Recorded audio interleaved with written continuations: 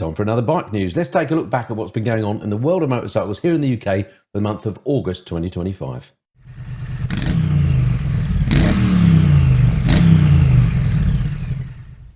Hey kids, it's Mr. Fly here, hope you're well, and welcome back to the channel and welcome back to August bike news. I say this every time, but flipping heck, where does the time go? Another month gone. Anyway, been quite a busy month. I've got 4 papers here with loads of stories to go through, so grab yourself a brew, sit back and relax. Let's get on with bike news.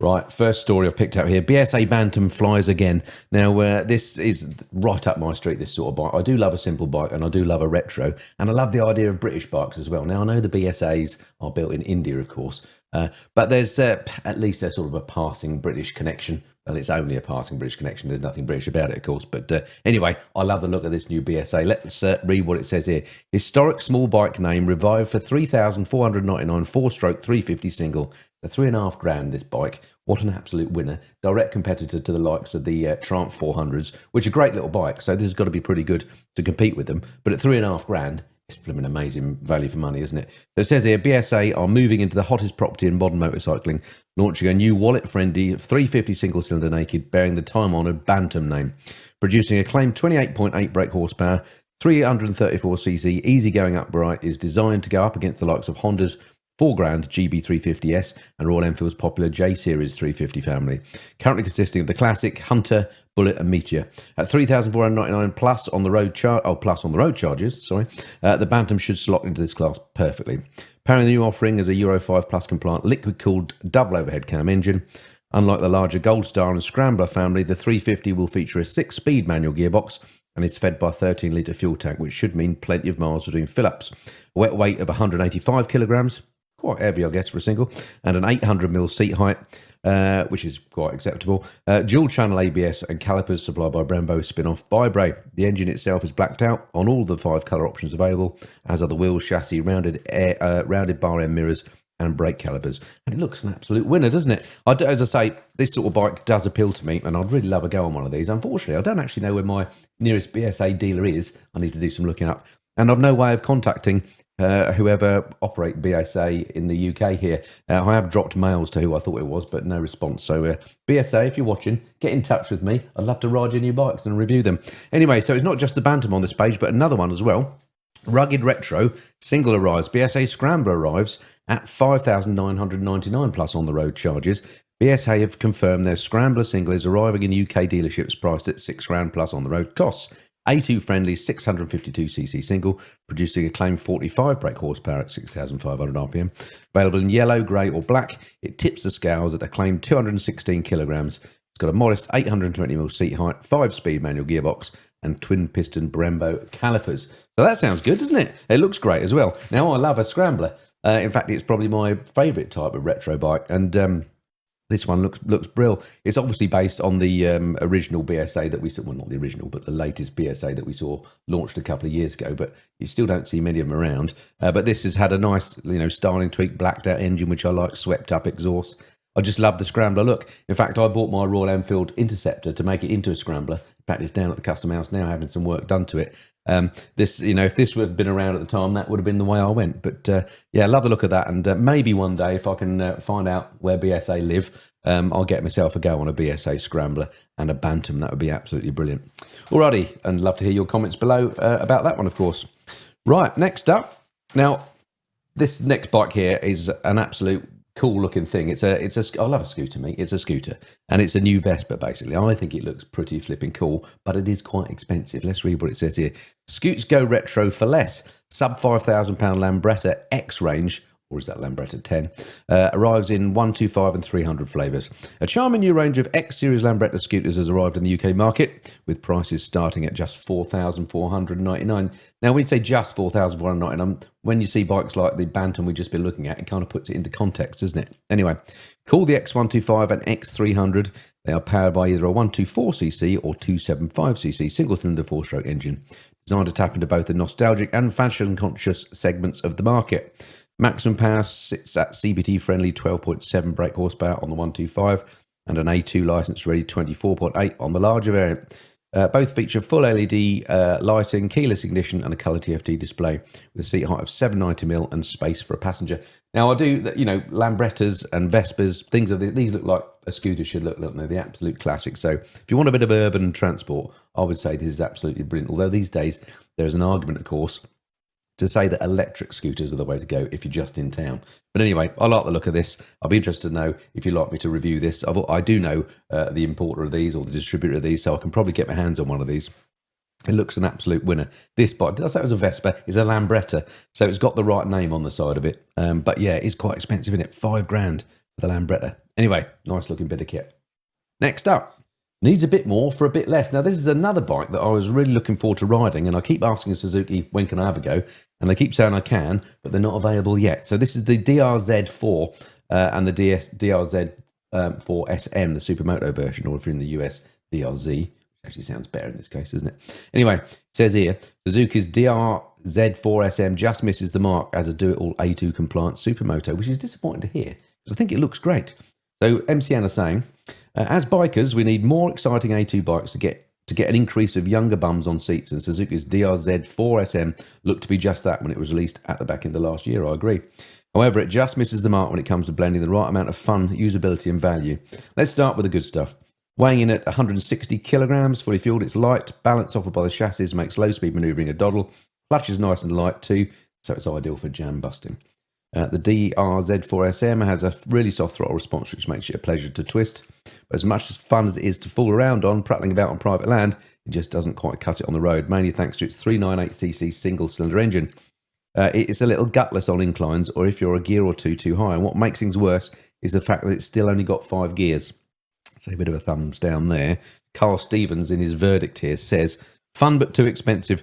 The new Suzuki is good fun, yes, but it's uncomfortable even for short stints. The engine is frustrating on the road at any speed over 60, and at $7,999 the price is just too high. What it really needs is a little more for a little less. That sounds about right, doesn't it? I'm still very keen to have a go. But yeah, $8 grand for one of these, that's quite a lot, isn't it? I can't remember off the top of my head how much a Honda CRF 300 is, but I don't think it's anywhere near that. But anyway, there we go. That's a shame because it looks really cool. Anyway, I still want to have a go on one, Suzuki. So when you get them, let me know. Right, moving on. MCN have done one of their group tests, and it says here, don't call it a comeback. Sports tourers are alive, well, and fitter than ever, it says here. And they're pitting up against the Kawasaki Ninja 1100 SX SE, which I absolutely love when I rode it earlier this year. The Yamaha Tracer 9 GT Plus. I've not ridden the current one. The Suzuki GSX S1000 GT Plus. I have ridden that.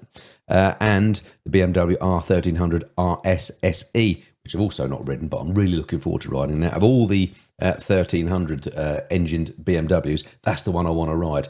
I was hoping actually to get one next week, but unfortunately there's been a bit of a cock up at BMW and I can't have it, so I'm getting something else instead. But at some point in the future, hopefully, I'll get the R1300 RS to have a go on it. But yeah, so let's see what the verdict is on comparing all those. I just, without having ridden the RS, and I've ridden most of the others, for me, it's the Kawasaki Ninja 1100 SX that would win. That was a great bike. Good value and rode beautifully. Right, what does it say here? Kawasaki is an easy win. There we go. We agree on this. That's always good news. We knew from previous tests the Suzuki GSX S1000 GT would be as polished as its newly updated rivals. Yamaha's Tracer 9 hasn't wowed us like the latest MT-09 has done. BMW's R1300 RS continues to brilliantly combine performance with comfort, but at a price. So the effortlessly fast, comfy and refined Kawasaki takes an easy win. So I would agree with that, well, without having ridden the BMW. But so they've given, what are we looking at here? The Kawasaki gets 5 stars, the Beamer 4, the other 2 3 stars. So there is a bit of a spread there. The BMW's 16.7 and the Yamaha Tracer 17. So in fact, they're both quite expensive. But I guess with the Beamer, like what BMW often do, is that's maybe the base price. I'm not sure. Anyway, Kawasaki comes in at 15 and is a cracking bike. So yeah, I'm not surprised about that win, and I agree with it. All right, moving on. Right, first story in here, GSXR legend resurrected. Now, this was all over social media a couple of weeks ago. Do you remember the GSXR 1000 was basically taken off the market here in the UK, and I think in Europe generally, because it didn't meet emissions standards. Well, it looks like they've now sorted that out. So it says here, Suzuki revive the GSXR 1000R for 2026 with engine updates and aero. The GSXR 1000R returns to the UK market, now sporting revised engine internals, winglets and striking paint jobs, harking back to GSXR models of the past. This is great news. I love sports bikes. I don't much like riding them because they're flipping too uncomfortable. But I love that they exist, and I love the looks of them. And the GSXR has always been a classic looking sports bike. Looks kind of similar to the outgoing bikes that we did have, with the addition of wings, of course. They all have to have wings these days. But yeah, it looks nice. Suzuki are yet to confirm when the new bikes will arrive or how much they will cost. But given it's an update rather than a redesign, we would hope it sits at the cheaper end of the superbike price range. New for 2025 is a set of winglets for downforce. They're produced in dry carbon in Japan and are designed to keep the bike planted without causing heaviness in the handling. Features include cornering ABS, up-down quick shifter, easy start system, ride-by-wire throttle, 3 rider modes and more. What is missing is a TFT dash, with Suzuki choosing to retain the LCD unit from before. I'm surprised about that. They've got a picture of it here. The LCD dash looks absolutely awful. Sorry to laugh. I mean, I think you'd agree that looks like something out of the 1990s. That, I think, is a real miss that they've done that, and it can't be hard to put a TFT on a new bike, surely. Disappointing there, agree with that, but that wouldn't stop me enjoying the bike, I'm sure, and I'd still love a go on one of these when they do come out. But 999.8cc, 192 brake horsepower, 203 kilograms curb weight, and an 825mm seat height. Lovely thing. Glad it's back on the market. Let's get an R1 now that you can buy for the road as well. That would be great. All right. Nice one, Suzuki. Moving on. Baby GS hits the streets. BMW's new F450 GS parallel twin adventurer seen testing ahead of official launch. You remember this was announced, was it back at EICMA last year, or was it the NEC? I can't remember. And they had a prototype of this, and it looked really cool. Well, I have to say, this one that they've spotted out testing doesn't look nearly as cool. Maybe it's because the other one was in the rally colours and this is in the black. But it doesn't look quite as upright, doesn't look quite as spacious.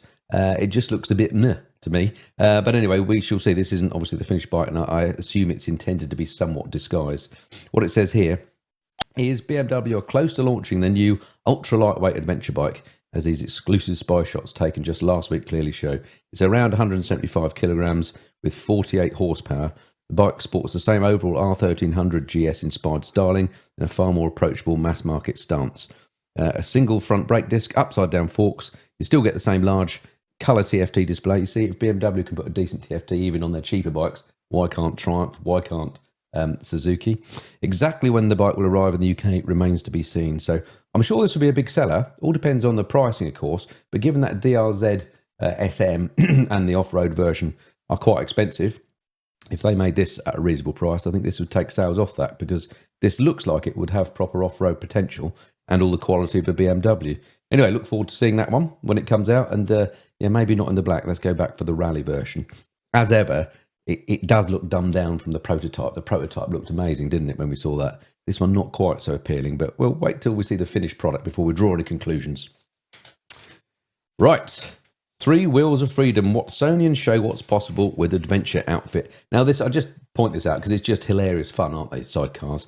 I did have a go riding one once. Actually, it was at Watsonian. They very kindly let me have a ride of an Enfield-based outfit. It was a biker scram with Jeff and Dan.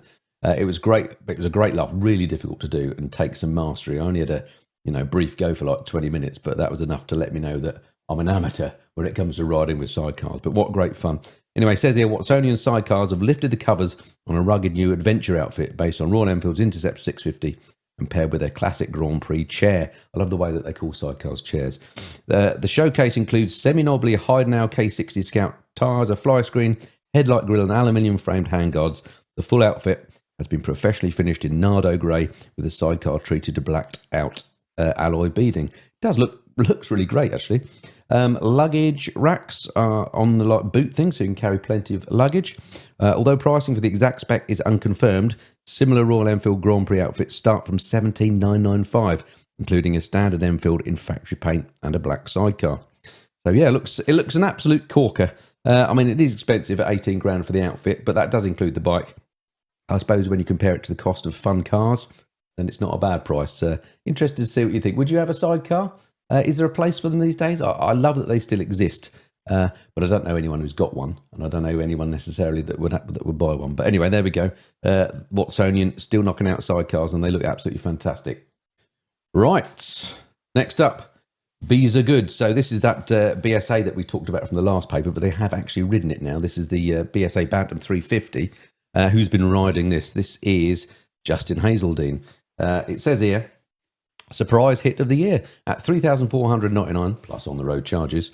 The new Bantam undercuts pretty much all the competition while leading the pack in terms of performance. Well, that's good to hear. It's light, manageable and easy, capable of making you smile, handling is sure-footed and direct, with a comfortable seat and looks good. There's very little not to like about it. This is sounding great. It might just prove to be the surprise hit of the year. There we go. So Justin Hazeldine absolutely loves it. I love the look of it. I'd love a go on one, as I say. I think they've done a really nice job with the styling. The back end looks great with that light on it.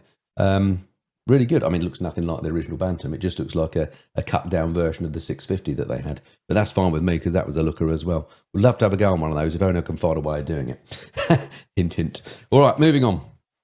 The lighter life. On or off-road, these adventure middlemates have your route covered, but which one suits your needs best? So this is the F900 GS from BMW, of course, against the Multistrada V2. I've ridden both of these bikes and I love them both.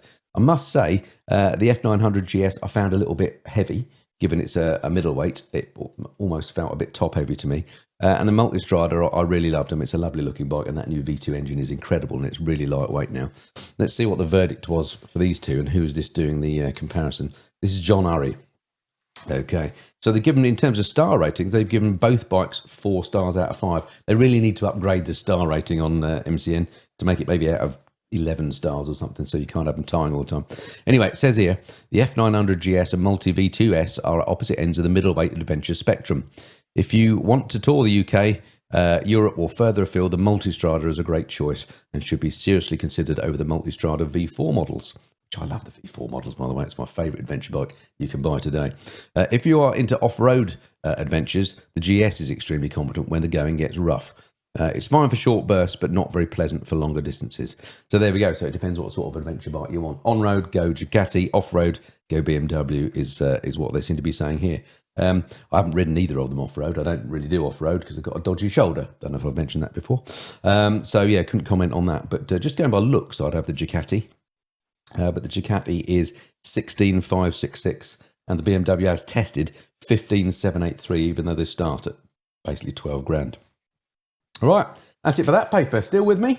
Changed a few settings on my new camera, by the way. I don't know how it's looking to you. Last month, I changed the camera to this one. This is the, the Osmo Pocket, whatever it's called. Just blurs the background out a little bit. And also the camera follows me. Look, I move around. Isn't that clever? Even if I stood up, I think, eventually it catches that. It's clever. You've got to love technology, haven't you? Anyway, hopefully the picture and the sound out of this mic is coming out all right. Let me know if you think otherwise. All right, and I know you will. Right, next paper. Now this, what an absolute, this is probably the most gorgeous bike of bike news. Look at this, Retro Revolution. Honda have actually pulled one out of the can with this. I mean, these are going to fly off the shelves. Honda reveal Hornet-based CB1000F and SE concept duo, which could hit the UK at a very tempting price. I so hope they make these. Just look at how these look, particularly the one with the fairing. Absolutely beautiful. They've come up with this bike based on the Hornet. We know the Hornet is a lovely bike to ride.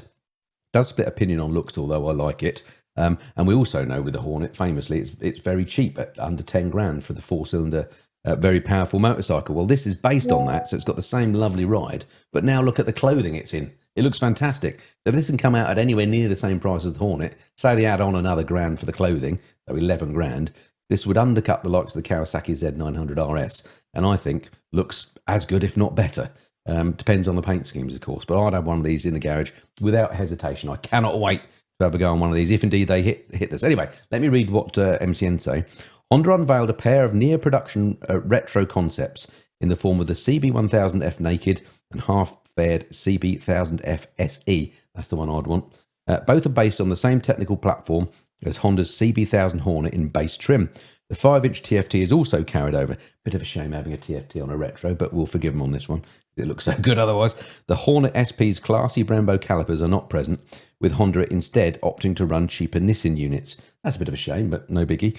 Power output is expected to be around 150 brake horsepower, so that's way more than the Kawasaki. It's going to be quite a pokey machine, this. Positioning the new machines as a modern interpretation of the CB750F and CB900F of the 1980s. They do hark back to those, but I mean, I have no sort of history with those bikes, so that means nothing to me. I just know a lot of the looks of these now. The retro duo appear to use a new rear subframe to accommodate larger, flatter seat unit with taller and wider handlebars. Well, that's only going to make it more comfortable. I'm liking the sound of this more and more. While both concepts have so far only been revealed in Japan, given the shared technical base and existing Euro 5 homologation of the Hornet, there are no regulatory obstacles preventing the pair from reaching wider markets. And it's a safe bet that Honda will be looking to bring both bikes into Europe in the near future. Please do, Honda. I imagine maybe you'll announce these at EICMA coming up soon. I don't know, but wow, this is going to be the most anticipated bike launch for a long time, I can tell you. Certainly for me. MCN expects that Honda will list both the F and SE very competitively. That should mean an asking price around £10,000. Wouldn't that be amazing? If you can get one of these for 10 grand, I'll magically find some space in the garage for one. I mean, that is amazing. Cool. Yeah, put me down for one of those, Honda. Who else is liking the looks of those? Right, next up. Now, the little story that I glanced at here because I rode into London the other day. You may have seen my video when I went for lunch with my daughter. I'll put a link in the corner to that one if you haven't seen it. It did quite well on views, actually, surprisingly, because it's a very easy video to make, but you seem to like it. Anyway, I went into London on my Kawasaki, and it was all very well, but parking and stuff, right pain. There were some upsides, didn't have to pay ULEZ and congestion fee and all that, but this little story, piqued my interest. London riders under threat. Here we go. Transport proposals could endanger London's bikers. A proposal by Green Party London Assembly member Caroline Russell suggests, among other things, ending congestion charge exemptions for bikes, introducing evening charges and reducing most main roads to a maximum of one lane for private motor traffic while providing protected cycle lanes. What utter... I'm trying not to swear. This is ridiculous.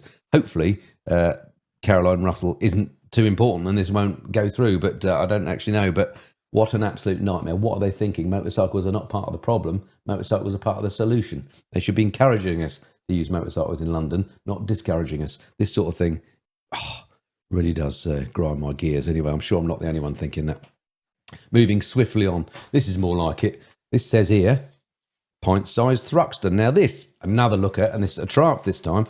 Triumph lift the lid on new 400 ahead of its global debut. Triumph have pulled the wraps off their new Thruxton 400 in India, with a full global release on the cars for later this year. Priced in India at the pounds equivalent of around £2,342. Can you imagine that? So there's no way if they launched it here, it'd be £2,500. They'll make some more profit. They'll call it 4.5 here, but nonetheless, it will still be a great bike. And if it's based on the existing 400s, we know they're pretty darn good, if only they wouldn't switch themselves off. Once the new 400 does hit Europe, we'd expect it to be priced at around 6,500. Well, okay, that's a massive leap. That's outrageous, actually. Why so expensive? Anyway, the Thruxton 400 goes all in on cafe racer style with clip-on handlebars. I don't like the sound of that. Rear set foot pegs, a sculpted tank, a colour-coded bullet seat cowl, and a frame-mounted half fairing. It's got the 398cc single and puts out 41.4 bhp. So it's not going to be a sporty bike, even though it looks sporty. So I hope they don't make the clip-ons too excessive, because that will put a lot of riders like myself off. But pleased to see that they've raked out that same sort of fairing shape that they had on the Speed. What do they call it now? The Speed Triple, whatever, the one that had this fairing, basically. They're not giving up with this fairing design. I think that's a good idea because it does look nice. But if they've made the bike uncomfortable to ride, then that's going to be a bit of a downer. And let's not make it too expensive to Triumph. If you can make it at a good price and it's not that uncomfortable, then you could have another winner on your hands. But we'll see how that one goes. But yeah, quite excited to see that. What do you make of that one? Would you buy one of those? Right. Last story in this paper, splitting hairs or airs. Newer is better, right? Kawasaki's Ninja 1000 SX takes on the 1100 SX to see if it's really worth the extra cash. Now, Kawasaki did this strange thing, don't they, on their website. I've noticed in the past that you could often buy the previous models for a number of years after the new one's out. Well, maybe not years, maybe it's months. But I guess it's to get rid of old stock, but they often make them at attractive prices. And here we've got the 2024 model is priced at 13,149 against the, I guess it's the 26 model year, which is 15,175. So the new model is £2,000 more than the outgoing one. I've ridden both these and I loved them both. And I'm not sure, I can't remember exactly, we'll look at the verdict in a minute, but I'm not too sure the new one is that much better than the old one. I think I'd say the £2,000. Anyway, let's see what it says. And this is Jim Moore. It's the best Ninja SX yet. A refocus on mid-range performance and delivery at cruising speed has tweaked an already excellent sports tourer into an even more effective package. The new option of SE spec further enhances the SX's appeal. For those buying new, the 1100 is the one to go for. Oh, interesting. So he's saying do spend the extra £2,000. If you already run a used 1000, the jump to the new 1100, particularly an SE, is at present too big to justify. That's interesting. So they're saying the new one isn't that much different. If you've got the old one, it's not that much different to jump. Yet, it's saying buy that one if you're going in first. I'm not sure that makes logical sense. Anyway, whatever. It gives both bikes 5 stars, so that's not bad, is it? And they both look good to me, and they both ride fantastic. I'd save the money personally and go for the 13 grand one. All right, that's it. Time for the next paper, the final paper, before we move on to a bit of parish notices. Right, now MCN every year do their MCN awards. They announce their bike of the year and their various categories with the bike of the year in that category. So we'll go through some of the ones that interested me here. But before we do that, just a quick chat here about Honda's V3 edges closer. Forced induction triple seen running in new online teaser film. Says here, Honda Japan have released a new teaser video featuring their forced induction V3 engine concept running for the first time. Full specs remain a mystery, but we do know it's a 75-degree water-cooled triple arranged in a V layout. Quite interesting, isn't it? Different. An electric motor-powered compressor to force intake air rather than a traditional crankshaft-driven supercharger. So it's going to have plenty of power, this thing. In the video, it appears to show a complete bike. We are very proud, and particularly from an engineering point of view, Honda's Italian communications director, Constantino Peolacci, told MCN during last year's Milan show.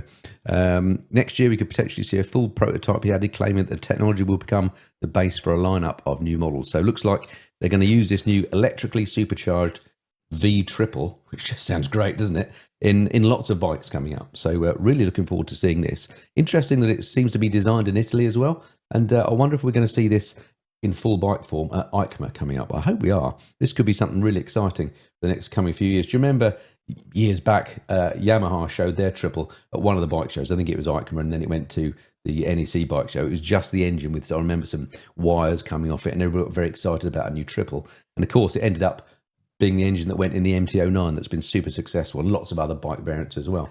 So if Honda do pull off something similar with this triple, maybe we're going to see some exciting, powerful, smaller size bikes from Honda soon. Looking forward to that. Retros going to Romania. Yeah, this one was interesting. So this is BMW, the International GS Trophy, to use the R12 GS. Now, this International GS Trophy, I don't know if you're familiar with it, I'm not overly, but they run this thing every year where teams from around the world compete, become part of their national team, and then they go to the International GS Trophy. They do all sorts of exercises and hard riding, and eventually a country gets crowned the winners. And this has always typically been done on the GS, the big GS, the flagship. Well, this year, they've decided to use the R12 GS, the retro version. I've no idea why they have, but quite like the idea. I haven't ridden the R12 GS yet, but I'm really looking forward to, by the way. BMW have confirmed that the 2026 International GS Trophy will take place in Romania next summer, with challenges set to be met by dense forests, gravel roads, river crossings, and steep ascents, all the while riding the R12 GS Retro Adventurer. In previous years, the competition has made use of modern adventurers, including the latest R1300, as in Namibia last year. So there we go. It doesn't say why they're doing that, but it will certainly showcase the new bike. And yeah, I need to have a word with BMW about when I can have a go on one of these, because I said that out of all the 1300s, I was most looking forward to the RS. Well, out of all the retros, I've been looking forward to the R12 GS, because I think it looks absolutely fantastic. All right, moving on then. Let's get to the MCN Awards and just see if we agree or disagree with some of the ones that matter to me. So their overall bike of the year, no surprise here, the Honda Hornet. In fact, I think when the Honda Hornet first came out in Bike News, I said, what's the betting this will be bike of the year? So this was not a surprise at all. And, you know, the Hornet's a great bike and it's at a great price. So I think well deserved to be the bike of the year, the Honda Hornet. Absolutely fantastic. It also got naked bike of the year, so 2 awards for that. And whilst I'm on this page, I see the Honda GP350S got the A2 bike of the year. So Honda scooping loads of awards here in the annual MCN Awards. So great news for Honda. A couple I've picked out here. The Multistrada. Now this is interesting. So the Ducati Multistrada V4S, my favourite adventure bike, as I said earlier, that you can currently buy, takes top honours in the 1000cc plus adventure class. The reason why this is interesting is because in previous years, the GS has always won. So this is the first year, I think, that we've had the R1300 GS and GSA taking part in this, and it hasn't won. So the Multistrada, of course, has been improved over the last year. I really love the Multistrada, as I say now. It's got the lowering suspension. I think and also it's great fun to ride, and it looks beautiful. It's got the radar stuff as well. Everything about it is fantastic, except maybe the price. One day I can see a Multistrada in my future. So I'm so glad that it's won, and I think rightly so. So I 100% agree with MCN's choice on that one. So that's brilliant.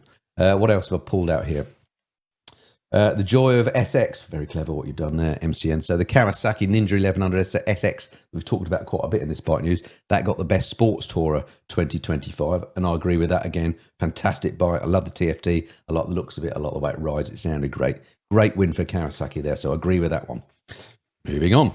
Modern icon, the BMW R12 GS gets the best retro. Well, I can't comment on that because I haven't ridden it, but I have ridden the R12S. In fact, I've got that at the moment. It's a fantastic bike. This is the one with the fairing, bit expensive, but very, very nice bike to ride. And the GS sort of tickles that same thing. So I'm looking forward to having a go on that. So can't agree or disagree with that.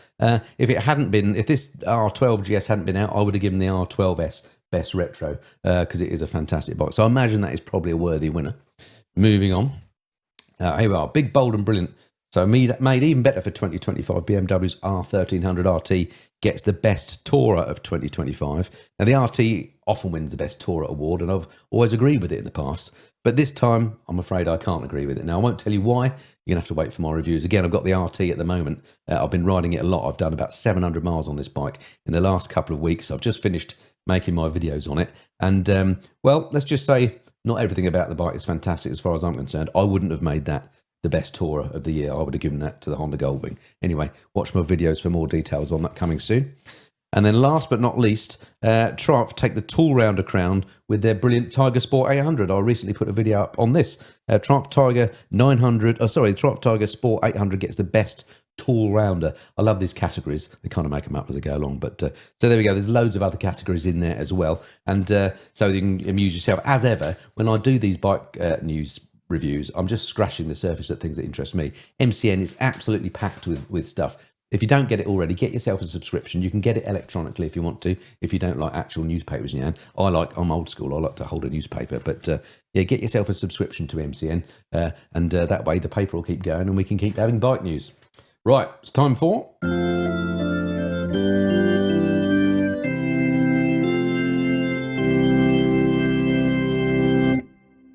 Yep, parish notices, of course. Let's have a little bit of a look up at what's coming up on the channel in the next month. So September already. My biking season's nearly gone, isn't it? So next video on the 6th of September will be my final ride on that BMW R1300 RT. I think that's going to be a big video. I've done a really in-depth review. My first ride I had on the bike was a bit different because I was actually going on a long journey. I happened to have the bike and I thought, you know what, it'd be a great chance to test it. So to start with, I was quite enthusiastic about the bike, but as I lived with it over a few weeks and rode it more and more, a few little things started to niggle. So I go through all that detail in the final ride review, and that's coming up on the 6th of September. On the 10th is the next Biker Scram. At least I hope so. We've had to cancel it a few times. We haven't ridden this or recorded it yet, but Biker Scram hopefully coming up on the 10th of September will actually be the summer edition. So looking forward to actually doing that, and as well as bringing it to you. On the 13th, my first ride on the Honda GB350, the little single. It's an amazing bike. Well, I won't give you a spoiler, but do look out for that review. 17th, BMW R12S, first ride on that. Again, that's that retro version of the R129T. Spoiler alert, I absolutely love that bike. 20th, a scooter, Honda Forza 750 coming along. 24th, the final ride on the R12S, my sort of summary of that. 27th, Honda XADV. Do you remember that bike? Really successful in Europe. Don't see so many of them here in the UK, and I want to find out why. So that's coming up on the 27th. Bike news is going to be a little bit later next month than usual, and on the 1st of October, I'm hopefully going to be bringing you my first ride on the Ducati Diavel V4, a bike I've wanted to ride for ages. And then the next bike news is currently scheduled for the 4th of October. There may be some other things that get added in there as well. This is my schedule for the moment as I've got planned, but who knows, some other stuff might crop up and might be added in there. Anyway, thank you for continuing to watch the videos. Views seem to be going quite well at the moment, so thank you for that. Do keep your comments going. If you haven't hit subscribe already, please do so. It'd be great to have you along on the next video. All right, that's it for now. Look forward to speaking to you again soon. Until then, this has been the Mr. Fly. Cheerio.